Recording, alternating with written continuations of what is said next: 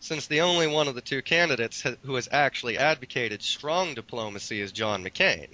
In order to engage in strong diplomacy, you must approach it from a position of strength. What Obama has proposed is sitting down unconditionally for executive-level talks with the leaders of Iran. The last time this was tried was by an example that he gave President Kennedy when he sat down unconditionally with Khrushchev. The result of this was an escalation of the Cold War. The Berlin Wall went up and the Cuban Missile Crisis happened as Khrushchev tested Kennedy's mettle. Now, fortunately, Kennedy, himself a military man, was up to the challenge. But I don't think we can be so certain about whether Barack Obama is up to the challenge. Certainly John McCain is. And another point, and something that I believe Cubsfan left out, is that yes, we do have to have strong diplomacy. We have to be willing to engage in sanctions, even stronger sanctions if necessary. But we also have to be prepared for the likelihood that Iran actually has no intention of giving up their nuclear program, that they are simply using diplomacy to delay. And so we need a strong commander-in-chief at the helm who, in the event that it should come to that point, can take decisive action. Iran already has 400 nuclear centrifuges. They only need 600 to have a functional nuclear weapons program. And they themselves have admitted to using diplomacy as a means of buying more time in order to continue their nuclear program. And I'd just like to take a moment to return to a point from the last question and say that the Nonpartisan Tax Policy Center says that Barack Obama will increase the deficit more than John McCain will. A bit of a naughty boy, are you, Parmaneides? You might they do it in presidential debates. Oh, do they? Well, I wonder if they get subtracted seconds for doing it, which might be the case. I'll see how you do later on anyway. Okay, so we're now moving on to the next question. And the next question goes to Parmaneides first. Are you ready? Ready. Here's the question. What changes will your candidate implement in the current strategy or operations of the United States in the war on terrorism? John McCain is going to continue to provide the kind of leadership that he has shown, being at the forefront of pushing for the surge in Iraq. He's also going to restore our image in the world through strong diplomacy, through close cooperation with our allies, and by forming a league of democratic nations dedicated to freedom that can act when the United Nations, due to the veto votes of nations like Russia and China, is unable or unwilling to act in defense of freedom around the world. He will also keep us focused on the goal of pursuing Osama bin Laden, and will be prepared to act if and when he gets the chance to take Osama bin Laden out. But unlike Barack Obama, he will not advertise the fact that he may choose to act unilaterally in a nation like Pakistan if the opportunity to take out Osama bin Laden presents itself.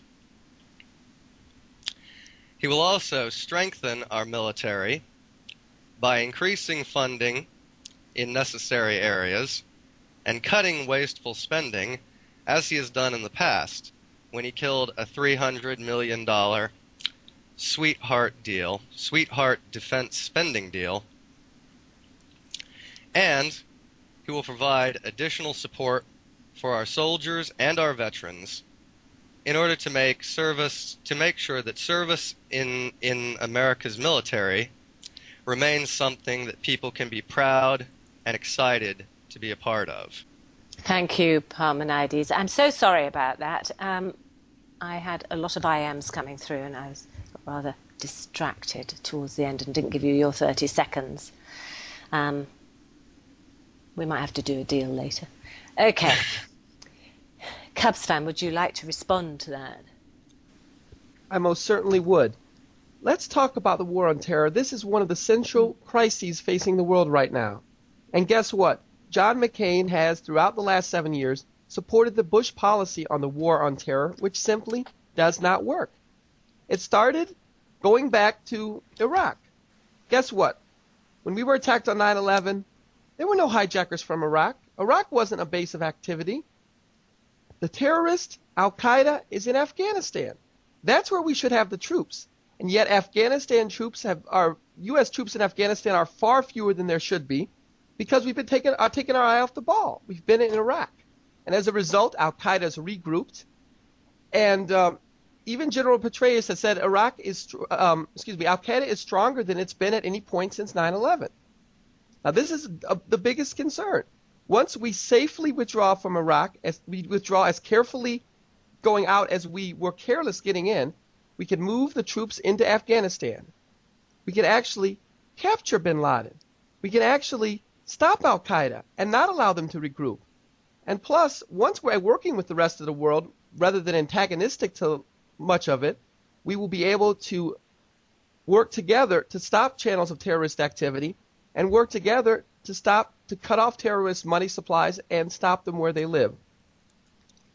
Now, with regard to bin Laden, this whole thing is just semantics. McCain has said he's going to take out bin Laden, and guess what? Obama said the same thing. McCain, by saying, I'll take out bin Laden, is advertising. McCain, by saying he'll do what it takes to take out bin Laden, is advertising. Obama's only said exactly the same thing, not different from what Bush or what McCain or what most world leaders have said with regard to bin Laden. Thank you, Cubsfan. That's a really interesting question. Right, we start again with you, Cubsfan, please. I'm rather fond of this question, so I'm looking forward to the answer of it. The question is, what best qualifies the opposing candidate to be the next president of the United States? Wow, interesting question. Now, Yeah. that's a good one. Now, that wasn't on the topics, but it's a good one. What best qualifies John McCain to be president? Well, you know what? I like the old John McCain a lot better. I mean, I think that John McCain, that was running for president in 2000, was a moderate voice, was a little bit of a maverick, was willing to go against his party on occasion, and I respect that. You know, I wouldn't have voted for him in 2000, but I respected his willingness to go against his party. But guess what? That's changed. In the last 6 or 7 years, the old John McCain has been replaced by the new John McCain. And the new John McCain is a very different creature altogether. He's backed Bush over 90% of the time. And furthermore, as Bush's approval rating has gone down, McCain's percent of votes backing him has gone up.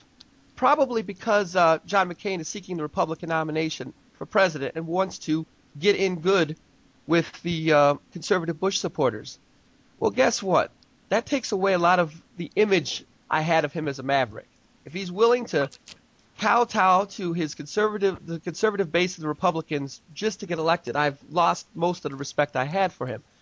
But, you know, maybe when he gets back in the Senate, the old John McCain will come out again, and Barack Obama would love to work with him, and I'm sure they could find some issues they can agree on and they can work together on. So I think that would be a winning combination. Thank you, Cubsfan. So we finished rather early on that one. What do you think, Parmaneides? Less to say? Well, actually, what I have to say is rather similar. I, too, preferred the old Barack Obama, the one who used to be post-partisan and post-racial. But now that he seems quite confident that if he takes office, he won't actually need anybody else to help him because he'll probably have a massive majority of Democrats to back him on everything. You know, the idea of working with Republicans just doesn't seem that interesting. And that whole, post-racial thing kind of